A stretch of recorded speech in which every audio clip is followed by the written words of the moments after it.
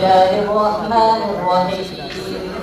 الحمد لله رب العالمين، والصلاة والسلام على سيد الأنبياء والمرسلين وعلى آله وصحبه أجمعين. أما بعد، فإن أصدق الحديث كتاب الله، وأحسن الهدي هدي محمد صلى الله عليه وسلم،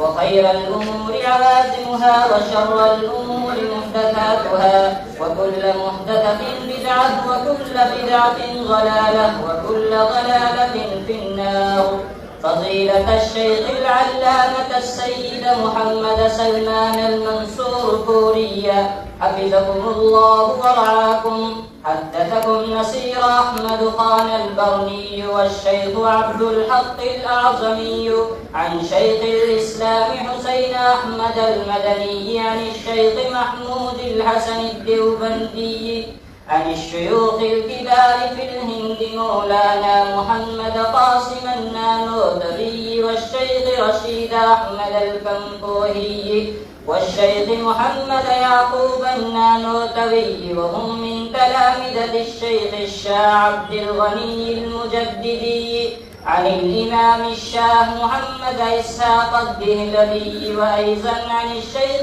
محمد عابد السندي الأنصاري عن الشيخ محمد إسحاق الدهلوي عن جده أبي أمه الشيخ الشاه عبد العزيز الدهلوي عن الشيخ الشاه ولي الله الدهلوي قال: أخبرنا أبو طاهر المدني عن الشيخ إبراهيم الكردي عن الشيخ أحمد القشاشي عن الشيخ أحمد بن عبد القدوس الشنابي عن الشيخ شمس الدين محمد بن أحمد بن محمد الرملي عن شيخ الإسلام زكريا بن محمد الأنصاري عن الشيخ أحمد بن حجر الأسقلاني عن الشيخ إبراهيم بن أحمد التنوخي عن الشيخ أحمد بن أبي طالب الحجاري عن الشيخ حسين بن مبارك الزبيدي عن الشيخ عبد الأول بن عيسى الحربي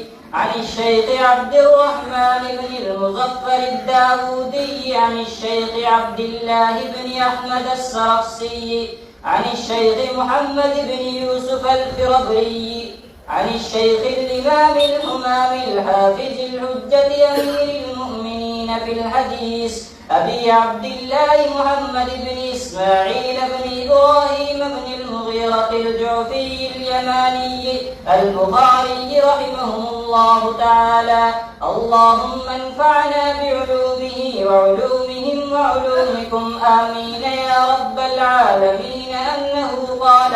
باب قول الله تعالى: ونضع الموازين القسط ليوم القيامة وأن أعمال بني آدم وقولهم توزن. وقال مجاهد: القسطاس العدل بالرومية، ويقال القسط مصدر المقسط وهو العادل، وأما القاسط فهو الجائر. وبه قال حدثنا أحمد بن إشكاب قال حدثنا محمد بن فضيل عن عمارة بن القعقاع عن أبي زرعة عن أبي هريرة رضي الله تعالى عنه وعنهم قال: قال النبي صلى الله عليه وسلم: كلمتان حبيبتان إلى الرحمن خفيفتان على اللسان ثقيلتان في الميزان، سبحان الله وبحمده سبحان الله العظيم.